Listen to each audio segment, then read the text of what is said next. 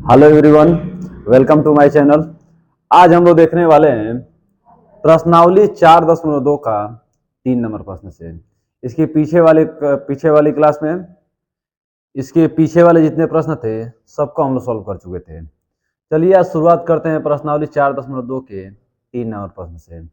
3 number प्रश्न कह रहा है आपसे कि ऐसी दो संख्याएं ज्ञात कीजिए जिसका योगफल 27 हो और गुणनफल 182 हो।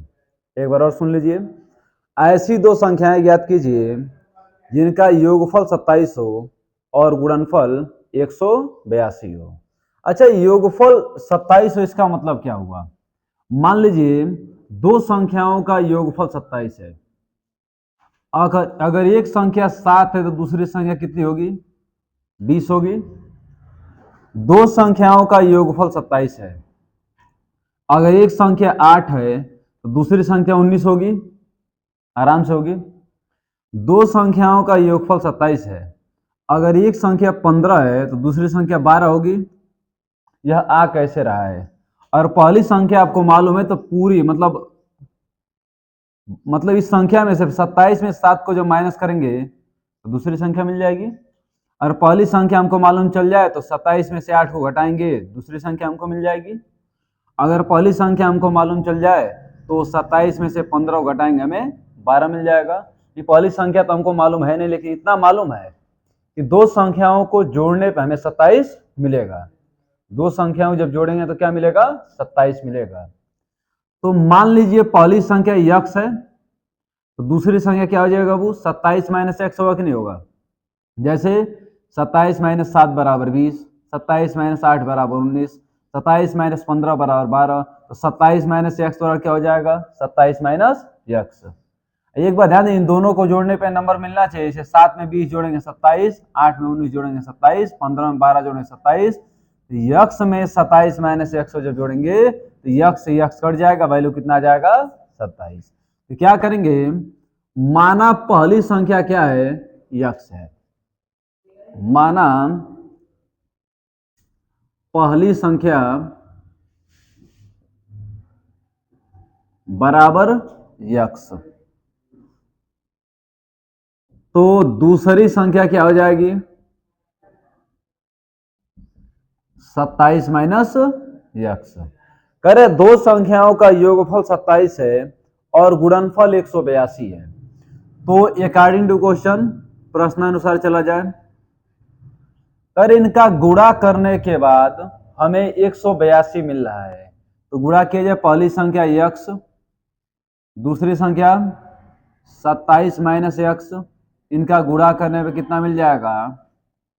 182। अब देखिए यक्स का 27 में गुणा करेंगे 27 यक्स, यक्स का यक्स में गुणा करेंगे तो यक्स स्क्वायर बराबर 182। एक काम करते हैं, सभी नंबर को उठा के हम इसके पास लेकर जाते हैं।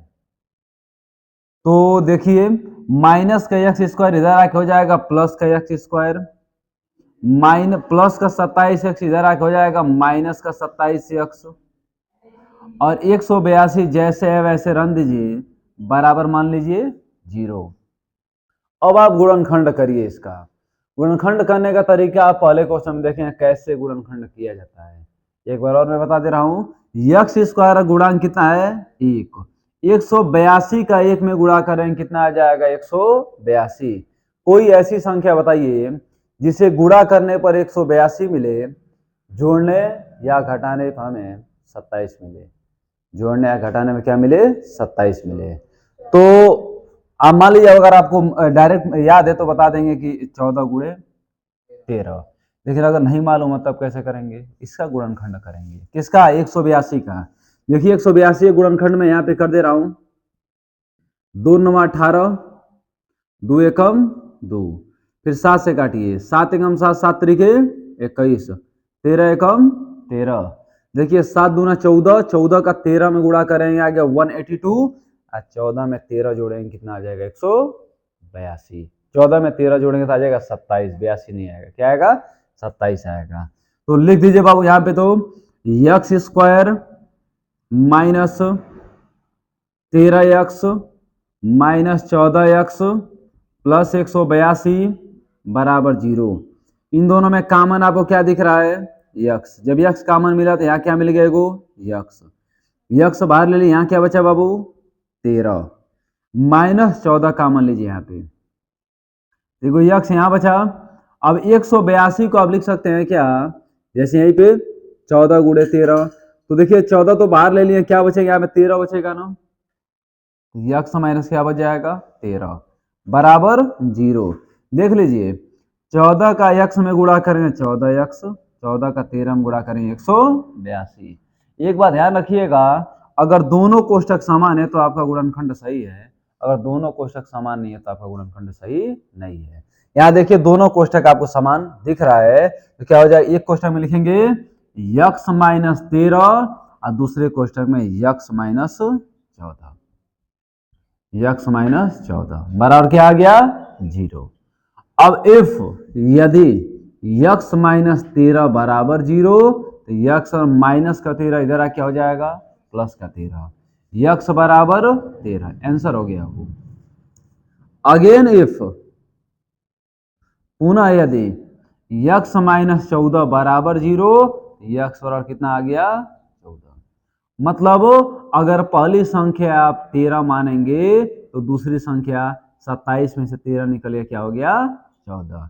या फिर पहली संख्या यदि 14 मानेंगे तो दूसरी संख्या 27 में से 14 निकल गया तो 13। तो आप किसी को पहली और दूसरी संख्या मान सकते हैं। देखिए दोनों को जोड़ने पे आपको 27 मिल रहा है, ठीक है अबू? यह भी धनात्मक है, यह भी धनात्मक है, दोनों आंसर क्या होंगे? सही होंगे। तो इस प्रश्न में आपको कोई समस्या नहीं होगा। अब देखते हैं इसके बाद वाले। अब देखिए इसका 4 नंबर प्रश्न क्या कह रहा है? कह रहा है दो क्रमागत धनात्मक पूर्णांक ज्ञात कीजिए जिनके वर्गों का योग 365 हो। क्रमागत धनात्मक पूर्णांक का मतलब क्या हुआ? क्रम से आने वाली संख्याएं, क्रम से आने वाली प्राकृतिक संख्याएं। पूर्णांक के बारे में आप लोग सीखे होंगे, हम बताएं आप लोगों को पूर्णांक किसे कहते हैं? मतलब ऋण पूर्णांक, मतलब ऋणात्मक संख्याएं, शून्य और धनात्मक संख्याओं तीनों को मिला देने में पूर्णांक का निर्माण होता है, ठीक है बाबू? तो धनात्मक पूर्णांक आपको लेना है, मतलब प्राकृतिक संख्याओं को लेना है। ऐसे दो धनात्मक पूर्णांक आपको बताना है जो क्रमागत हों और उनके वर्गों का योगफल 365 हो।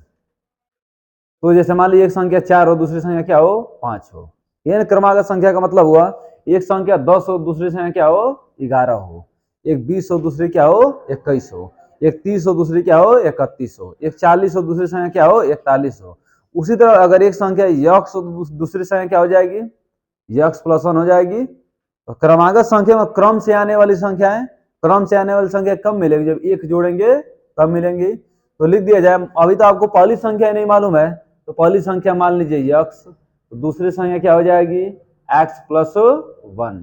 तो लिखा जाए माना पहली संख्या, लेट फर्स्ट नंबर इज, माना पहली संख्या, पहली संख्या बराबर क्या हो जाएगा बाबू? यक्स। तो दूसरी संख्या क्या हो जाएगी इसमें? दूसरी संख्या यक्स प्लस 1। अब कह रहे हैं इनके वर्गों का योगफल 365 है। तो देखिए यक्स, यक्स प्लस 1, इनके वर्गों का योगफल कितना है? 365। यक्स का स्क्वायर करेंगे, x square, a plus b का होल स्क्वायर क्या होता है बाबू? A square plus b square plus 2ab, है ना? ए स्क्वायर मतलब यक्स स्क्वायर, बी स्क्वायर मतलब 1 का square plus 2ab, 2 into x into 1 बराबर 365। जैसे है वैसे रहने दीजिए। अब एक बात है, यक्स स्क्वायर में यक्स स्क्वायर जोड़ेंगे तो 2x स्क्वायर, एक का स्क्वायर करेंगे तो 1, और 2 का x में गुणा करें 2x, 2x का 1 में गुणा करेंगे फिर क्या मिल जाएगा आपको? 2x बराबर 365। प्लस का 1 हेन्ने से हटी, हेन्ने से हटी तो घट जाई, जान तलता हो लोगन क्या? 2x स्क्वायर प्लस 2x, ये कहने लेता है का?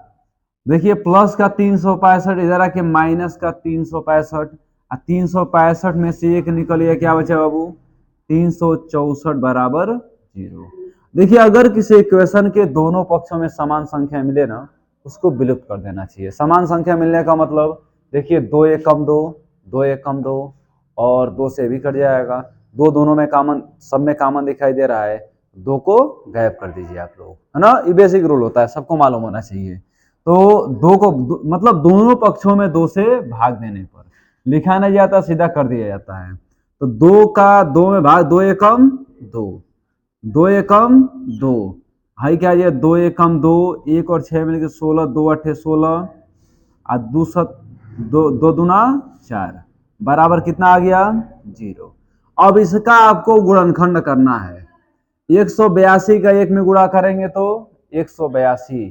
कोई ऐसी संख्या बताइए इसे गुणा करने पर 182 मिले, जोड़ने या घटाने पे 1 मिले। तो अभी पीछे वाला क्वेश्चन हम लोग लगाए हैं 182 वाला। 13 गुणे 14, 13 गुणे 14 बराबर 182। आज 14 में से 13 निकल गया तो 1, 14 में से 13 निकल, क्या बचेगा बाबू?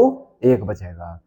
तो इसको लिख सकते हैं हम लोग, तो आप गुणनखंड करके देखेंगे, x square plus 14 x minus 13 x minus 182 बराबर 0।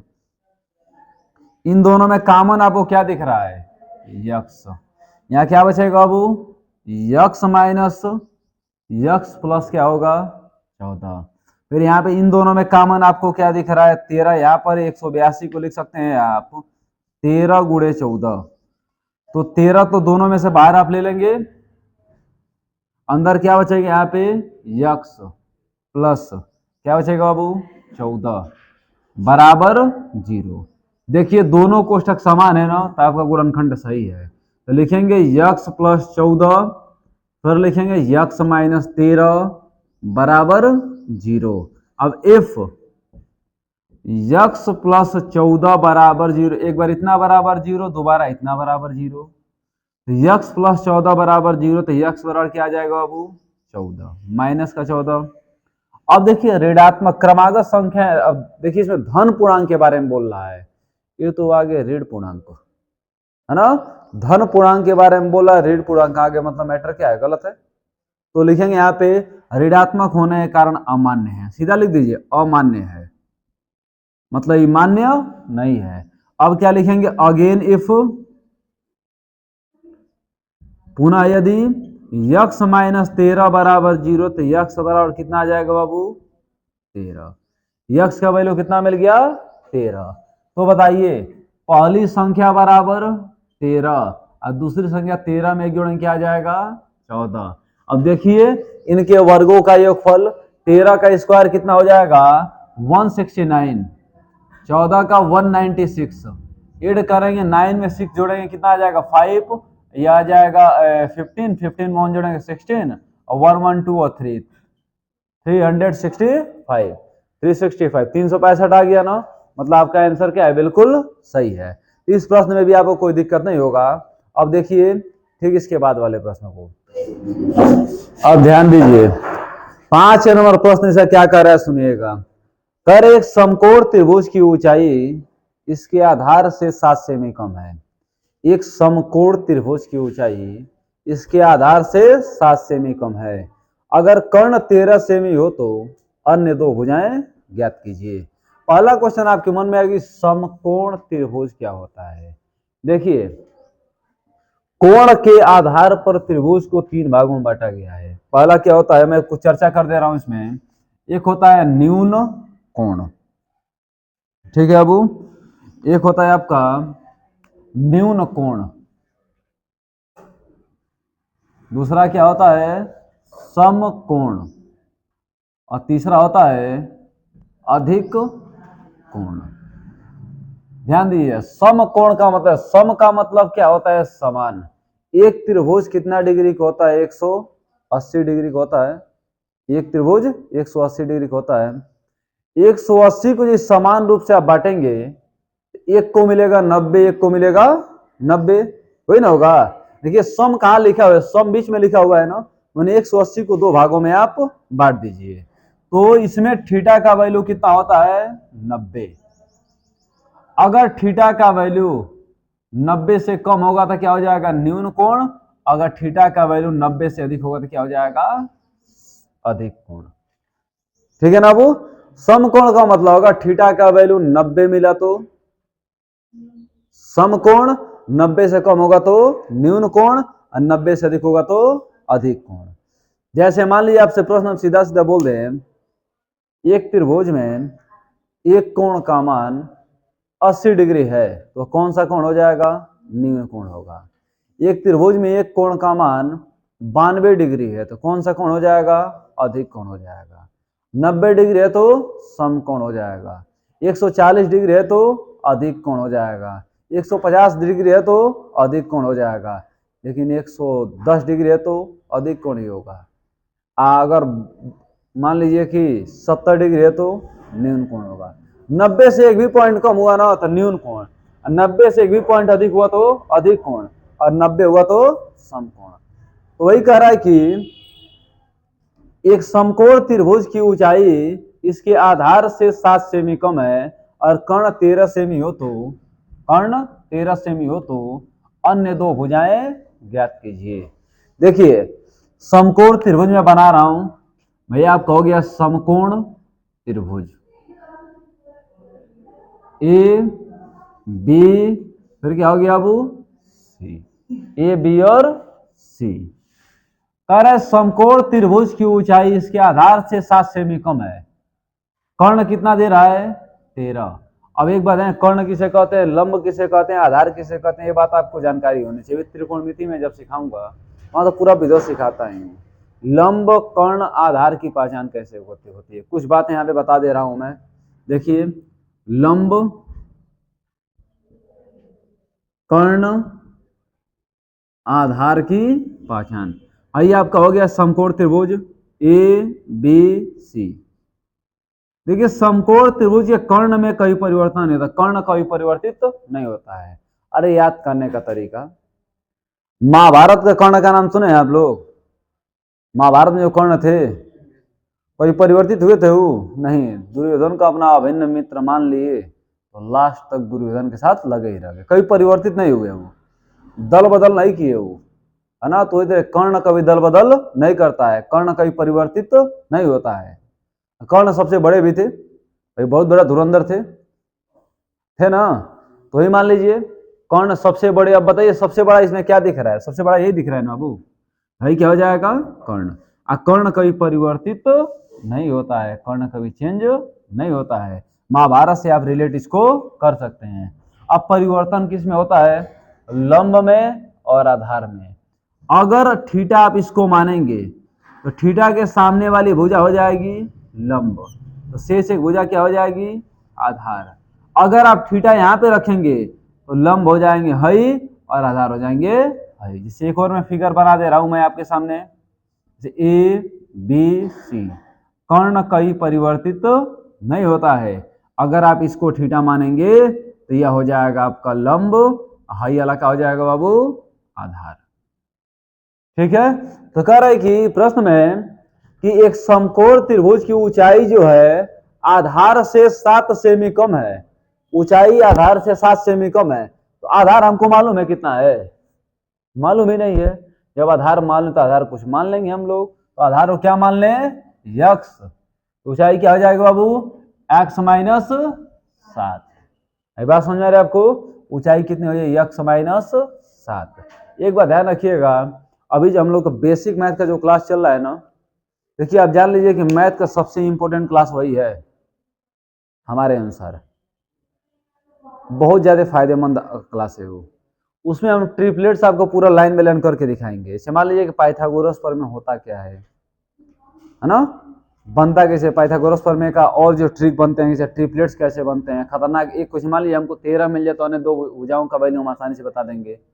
हम केवल अगर एक भुजा का वैल्यू मिल जाए दोनों भुजाओं का मान बता देंगे, दो भुजाओं का वैल्यू मिल जाए तीसरी भुजा का मान पता कर देंगे। ट्रिपलेट्स बहुत बड़ा एक टॉपिक होता है ना, उसको वहां पे सीखा जाएगा पूरा विधिवत। यहाँ तो केवल मेन बात ही बता रहे हैं, जो कुछ कुछ बातें बता रहे हैं, लेकिन वहां पूरा विधिवत बताऊंगा मैं। अब समय बचे तो उस क्लास को तो जरूर देगा, 10 मिनट 12 मिनट की क्लास बनता है, उतना देर तो आप लोग रील से देखने में बिता देते हैं। है ना। एक नज़र जरूर मार लिया कीजिए उसके साथ, बहुत ज़्यादा फायदा करेगा बाबू। कम से कम ये तो कॉन्फिडेंस तो आ जाए कि हमको इतना आ रहा है। और टारगेट है कि उसका 50 वीडियो बनेगा बाबू, 50 वीडियो में पूरा वो बेसिक मैथ समाप्त हो जाएंगे। और 50 वीडियो जिस लड़के को तैयार रहेगा ना बाबू, तो किसी क्लास का मैथ उसको मिल जाए, आराम से समझ के उसको लगा देगा। भर्ती का ही पेपर जो देने जा रहे हैं सब बच्चे, 30 क्वेश्चन उसको मिलेगा, 30 क्वेश्चन है, 15 से 20 क्वेश्चन वहीं से निपटा देगा वो। कॉन्सेप्ट क्लियर रहेगा, समझ बूझ के लगा देगा उसको। तो ध्यान से देखिएगा, उसको भी समझ लीजिएगा आप लोग।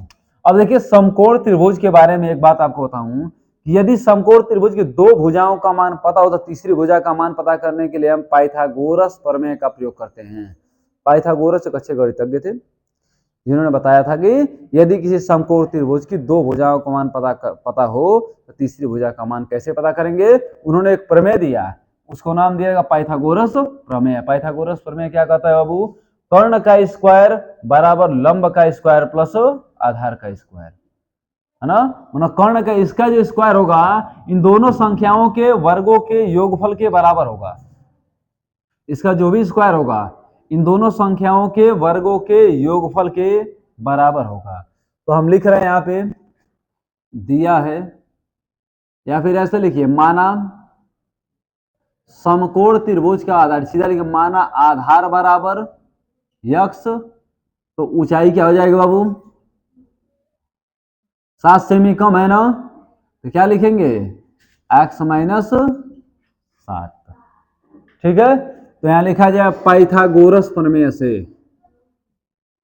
पाइथागोरस प्रमेय से।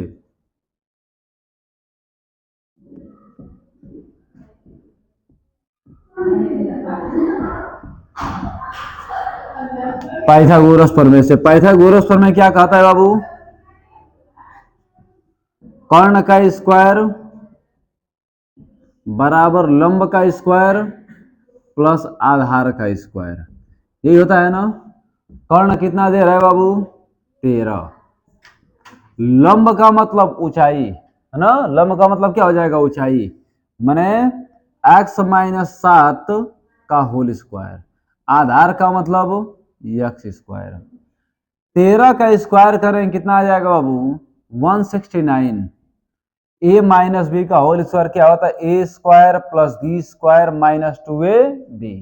ए स्क्वायर मतलब x स्क्वायर, बी स्क्वायर मतलब 7 का स्क्वायर, आ minus 2ab 2 into x into 7 plus x का स्क्वायर क्या हो जाएगा यक्स स्क्वायर। यहाँ लिखेंगे 169 बराबर यक्स स्क्वायर 7 सते 49 2 सते 14 प्लस यक्स स्क्वायर। अब एक काम करते हैं, भैया को उठा के उधर लेके जाते हैं हम लोग, तो उठाइए इनको, यक्स स्क्वायर मिलके 2x स्क्वायर माइनस क्या हो जाएगा 14x, प्लस का वैल्यू इधर आके माइनस हो जाएगा प्लस 49 माइनस 169 बराबर 0, 2x स्क्वायर माइनस 14x। 169 में से 49 निकल गया तो कितना बचा बाबू माइनस 120 बराबर 0। अब एक काम करते हैं, दोनों पक्षों में 2 से भाग कर देते हैं। देखिए 2 एकम 2, 2 सत्ते 14, 2 छके 12 बराबर 0। अब इसका आपको कर देना है गुणनखंड, 60 एकम 60। कोई ऐसी संख्या बताइए इसे गुणा करने पे 60 मिले और जोड़ने या घटाने पे आपको कितना मिले, कितना मिले बाबू 7 मिले, तो 12 बचे। अब 12 में से 5 निकल गया तो 12 में से 5 निकल गया तो 7 होगा ना बाबू। इसको लिख सकते हैं हम लोग x square minus 12x plus 5x minus 60 बराबर 0। देखिए 12x में से 5x को माइनस करें क्या जाएगा 7x।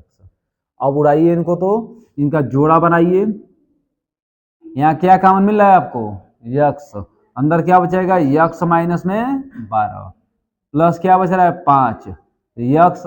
60 को आप क्या लिख सकते हैं 12 गुणे 5 नहीं लिख सकते हैं, 5 तो बाहर आ गए, अंदर क्या बच गए 12 बराबर 0। दोनों कोष्टक समान आपको दिख रहा है ना, तो क्या लिखेंगे x माइनस 12 और x प्लस 5 बराबर कितना आ गया 0।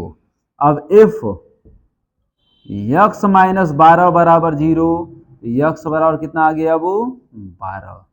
अब यक्स का वैल्यू 12 आ गया। अगेन इफ भी करके हम आपको दिखा दे रहे हैं, क्या हो जाएगा, यक्स प्लस 5 बराबर 0, तो यक्स बराबर कितना आ गया माइनस का 5।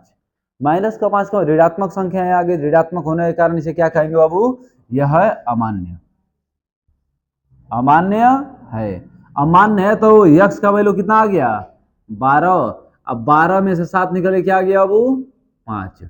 अब देखिए प्रूफ करके हम आपको दिखा रहे हैं, 12 का वर्ग करेंगे 12 गुणे 12, 12 गुणे 12 करने पे 144। अब 5 का स्क्वायर 25, 144 में 25 जोड़ेंगे तो 169। 169 किस संख्या का वर्ग होता है बाबू 13 का। 13 यहाँ पे है नहीं, हाँ तो क्या कहेंगे, आधार आ गया आपका 12 और ऊंचाई कितना आ गया बाबू 5। अब क्या हो गया, आंसर हो गया। ठीक है, तो इस प्रश्न में किसी बच्चे को कोई दिक्कत नहीं होगा। अब देखिए इसके बाद वाले प्रश्न को भी देखा जाए। अब देखिए इसके 6 नंबर प्रश्न को, यह प्रश्न इस एक्सरसाइज का लास्ट प्रश्न होगा बाबू। इसके बाद ये चैप्टर क्या हो जाएंगे, समाप्त हो जाएंगे। चैप्टर नहीं, एक्सरसाइज समाप्त हो जाएंगे। 4.3 अभी है ना, ठीक है। अब देखिए लास्ट नंबर प्रश्न क्या कर रहा है, किसी एक कुटीर उद्योग एक दिन में कुछ बर्तनों का निर्माण करता है। कुटीर उद्योग जो है एक दिन में कुछ बर्तन बनाता है। कर एक विशेष दिन यह देखा गया कि प्रत्येक नग की निर्माण लागत उस विशेष दिन के निर्माण किए गए बर्तनों की संख्या के 2 गुने से 3 अधिक थी। संख्या के 2 गुने से 3 अधिक थी। यदि उस दिन की कुल निर्माण लागत 90 रुपए थी, तो निर्मित बर्तनों की संख्या और प्रत्येक नग की लागत ज्ञात कीजिए। तो निर्मित बर्तनों की संख्या और प्रत्येक नग की लागत हमें बताना है। तो निर्मित बर्तनों की संख्या आपको मालूम नहीं है ना, लिख दिया जाए, माना निर्मित बर्तनों की संख्या, लोग बोल दीजिएगा, माना निर्मित बर्तनों की संख्या,